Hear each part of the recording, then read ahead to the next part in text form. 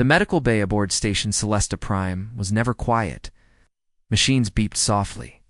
Alien doctors moved with quick, careful steps. Bright lights shone on silver floors. The room was filled with the smells of medicine and metal. Many different species worked together to save lives in this place. But today, everyone was worried. A small patient lay on the examination bed. Her name was Yuna. She was only 3 cycles old, very young even for her kind. Yuna belonged to the Valen, a rare alien species known for their special ability to feel the emotions of others. Her skin was a light blue, almost like ice, and her big violet eyes were closed. She looked like she was sleeping, but the truth was much worse. She had been found drifting alone in space inside a broken escape pod. Her colony ship had been destroyed. In an accident? Somehow she survived. But the trauma of losing everyone she knew had sent her mind into deep shock. Ow. Her brain was shutting down. The best doctors on the station could not wake her up. Dr. Kethra, a tall doctor made of shining crystals, stood over Yuna's bed. His crystal face reflected the light. He watched the screen next to Yuna and saw her brain waves dropping lower and lower. Dr. Kethra shook his head. He had seen many patients in his long career, but this child's case felt hopeless. "There is nothing more we can do," he said, in a deep voice that sounded like glass bells. His words made the room go silent. Next to him, Dr. Wazran, a doctor, with long tentacles inside a watery suit, looked sad. He gently touched one of his tentacles to Yuna's forehead. "Shh. Her mind has gone too far. It is nature's way of protecting her, but it will also end her life." Dr. Niley, an insect-like doctor with sharp eyes and quick movements, clicked her mandibles. "Perhaps it is kinder to let her go. She has no family. There is no one left to care for her." The doctors all stood quietly. Their tools had failed. Their knowledge had not been enough. They had come to the end of what they could do. Just then, the door opened with a soft hiss. A woman stepped inside. She was human, shorter than the doctors, with dark hair tied back in a neat bun. Her name was Hannah Park. She wore a simple blue uniform that showed she worked with the station's foster care program. Her eyes were tired but strong. She had been taking care of orphan children from many worlds for years. Hannah looked at the doctors, then at the small child on the bed. "Excuse me," she said softly, her voice calm but firm. "I heard about Yuna. Has anyone tried something? Other than medicine?" Dr. Kethra's crystal surface glowed with a faint light of annoyance. "Human, we have used every treatment we know. Yuna's condition is beyond your understanding." Hannah stepped closer. She looked at Yuna with kind eyes. "Maybe, but I've seen children who were hurt deeply before. Sometimes medicine isn't enough. Sometimes a child just needs someone to stay." She pulled a chair close to the bed and sat down. She reached out and took Yuna's small, cold hand. The doctors watched, puzzled. Hannah began to hum a soft Korean lullaby her grandmother used to sing to her when she was a child. Her voice was quiet, almost a whisper, but it filled the silent room. As Hannah sang, she gently rubbed Yuna's hand. She started to tell stories. In a slow, calming voice, she talked about Earth, about green forests and snowy mountains. She told stories of brave children who faced hard times and still found hope. Her words were simple, but full of warmth. Dr. Wazran moved a scanner close. To Yuna's head, the screen showed flat lines. He sighed with his many gills. "There is no change. Her brain is still shutting down. This is pointless." But Hannah did not stop. She kept humming, her voice like a soft wave. She told Yuna about the cherry blossoms that covered the streets of Seoul in pink every spring. She spoke of little boys and girls who felt alone and how they found families who loved them. Hours passed. Hannah's voice grew hoarse, but she refused to leave Yuna's side. When a nurse offered her food, Hannah shook her head. "I'll eat when she wakes up," she said simply. Some of the medical staff grew impatient. They had many other patients to treat. Resources were limited on a busy space station. But Hannah had the legal right to act as Yuna's guardian, and she did not allow them to turn off the life support. On the second day, Dr. Niley walked by the bed. She stopped and looked at the monitors. The screens still showed flat lines. It clicked her mandibles with frustration. This is useless. She is not coming back. Still, Hannah stayed.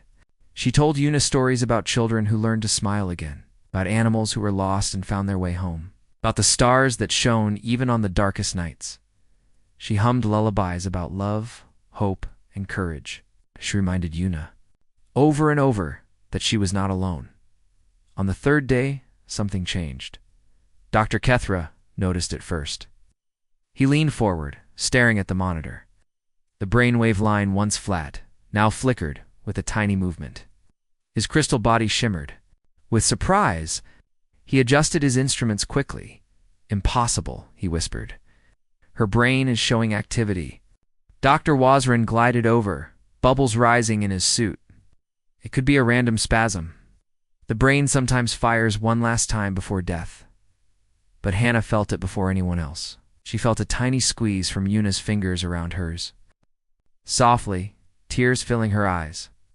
She bent over Una and whispered, "You're here, aren't you? I know you can hear me." The doctor stared at the screen. The flickers of brain activity grew stronger. Slowly, Una's neural pathways began to wake up. Each small jump on the screen looked like a miracle. Hannah's eyes never left Una's face. She smiled, even as tears streamed down her cheeks.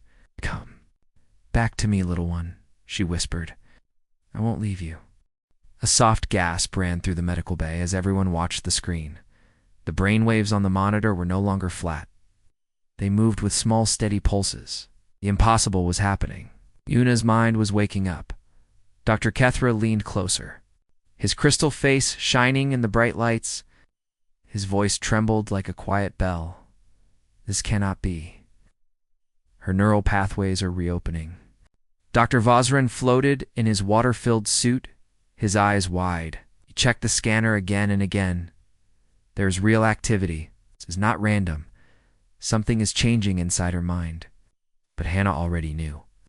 She felt the tiny movements in Una's hand as they grew stronger. She saw a flicker behind Una's closed eyelids.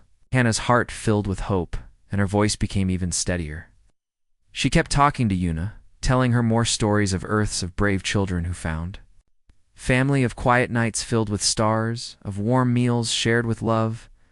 Every hour, the readings on the monitor grew clearer. Una's brain was healing, repairing itself piece by piece. Dr. Niley, who had been certain the child could not survive, checked the data again and again. Her insect eyes blinked in shock. "It is as if her brain is rebuilding from the inside." "Out," she whispered. The other doctors gathered around the bed. They had spent their whole lives studying medicine, learning to heal wounds, fix bones, and cure diseases. But none of them had seen a child come back from such deep darkness. It was beyond science. It was beyond anything they had been taught. By the 5th day, Una's eyelids began to flutter. Anna held her breath. Slowly, with great effort, that small child opened her violet eyes. She looked around, confused at first, but then her gaze settled on Hannah's face. Una's lips moved. A soft, broken voice came out. "Yama." She whispered the word meant mom in Korean. It was the first word she had spoken since being found. Anna's tears fell freely now. She bent down and hugged Una gently, careful not to disturb the wires and tubes. "Yes, my sweet girl," she said softly. "I'm here." The medical bay was silent. The alien doctors looked at each other, unable to find words. Even Dr. Kethra, so logical and strict, seemed to shimmer brighter with quiet wonder. This small human woman had done what they could not. Over the next week, Una's strength grew. She started to sit up in bed, leaning on Hannah's arm. She began to eat small bites of soft food. Each day she learned new words in Standard, the common language of the station. She mixed these words with her own Volin language, her voice soft and musical. Una's empathic abilities also returned. She could sense when the doctors were worried or when Hannah was tired. She would look into their eyes with deep understanding for a child so young.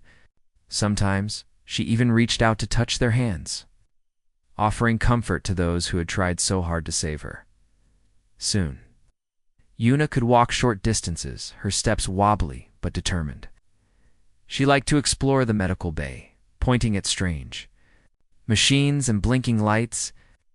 Every time she finished exploring, she always came back to Hannah's side, hugging her leg with a happy smile. News of Yuna's recovery spread quickly through Station Celesta Prime. Aliens who had never cared about human methods before now wanted to know more. They asked Hannah questions about what she did, how she knew to stay, why she believed it would work.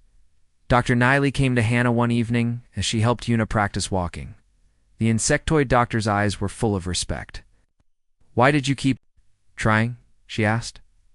"You had no proof she could return." Hannah looked at Yuna, who was giggling softly as she took a few more steps. "Because I've learned that when children are lost in their minds, they need to know someone will not leave them. They need to feel safe enough to come back." Dr. Vazrin floated closer, his tentacles moving gently. "Your love healed her more than any medicine we had." Dr. Kethra added Yuna's final report to her medical file. Recovery achieved through human emotional intervention. Recommend further study of human care methods. 2 weeks later, Hannah received permission to adopt Yuna officially. She signed the documents with a shaking hand, tears of happiness running down her cheeks. Yuna held tightly to her arm, smiling brightly. A few days after the adoption, Hannah packed their small bags. They were moving to a family outpost station, a place where Yuna could play with other children and grow up with love and safety. Before they left, the doctors gathered at the shuttle dock. Dr. Kethra stepped forward. His crystal body reflected the station's lights like 1,000 tiny stars. "I still do not understand how you brought her back," he said honestly. Hannah lifted Yuna into her arms. The little girl's eyes were clear and bright, her arms around Hannah's neck. "I didn't know she would come back," Hannah said softly. "I just knew I couldn't leave her alone." The shuttle doors closed behind them with a quiet hiss. The engine started to hum. The shuttle lifted into space, carrying Hannah and Yuna to their new home. As the shuttle grew smaller, Dr. Wazrin spoke quietly to the other doctors. "Today we have seen something greater than technology. We have seen what love can do." Station Celesta Prime. Stories of the human woman who saved a lost child spread far and wide. Many aliens began to rethink what it meant to heal. Some started new studies about human ways of caring for children. Others simply felt a quiet hope they had never known before. Out in the stars, Hannah held Yuna close as they looked out the window. At the endless night, together, they knew they were not alone anymore. They were family. And sometimes, in the vastness of space, that is the most powerful miracle of all.